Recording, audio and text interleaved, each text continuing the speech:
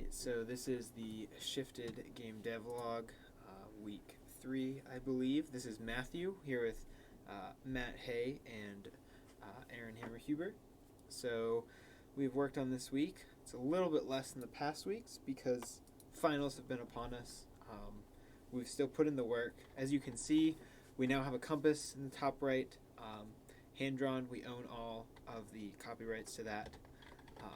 Whenever you shift perspectives, it shifts accordingly. So it is very easy to see not only what direction you are facing, but also what perspective you're in. And yes, if you do rotate, it shifts, and all perspectives update accordingly. So you always know what perspective you are facing. That's the big thing that I have to show off. It's not super fancy. There's been some other bug fixes, working on paper and pencil level design, and trying to smooth out some things with the camera perspective in the God's Eye, and the controls for just a few things. But nothing that I can really show off. Some things are in the work. All right, this is Matt, and again, not too much has been done since last time. Just like Matthew, just a lot of pen and paper design. This is the very humble beginnings, and don't mind this. We're gonna turn that. That's post-processing.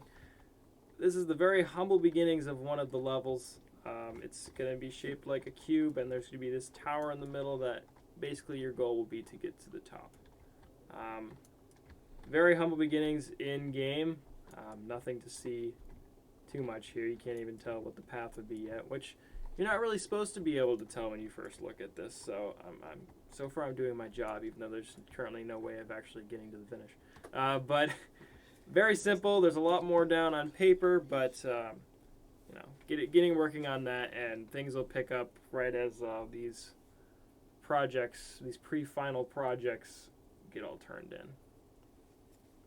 All right, and this is Aaron, and I've been working on the level that the start of my section of the levels, and so also been a little busy, but I still I have at least my first puzzle completed here, and so my gimmick is colors, and so as you can see, the player can change the colors with these two orbs here, and go through the first door, and then there's a green door ahead of them, but they can't get through the purple door.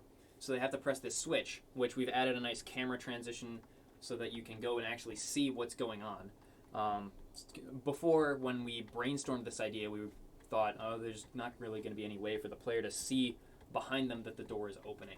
And so I added a little camera thing for that.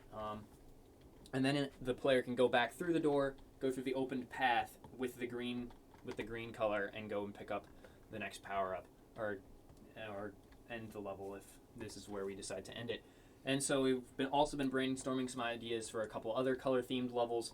Specifically, we have to add colors and perspectives at the same time.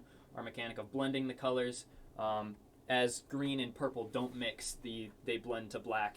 And so that's intentional, so that if the player does happen to do that, they'll notice it's intentional later, when for example, red and green, or red and blue blend to make purple. So yeah, that's what I've been working on, and that's about it.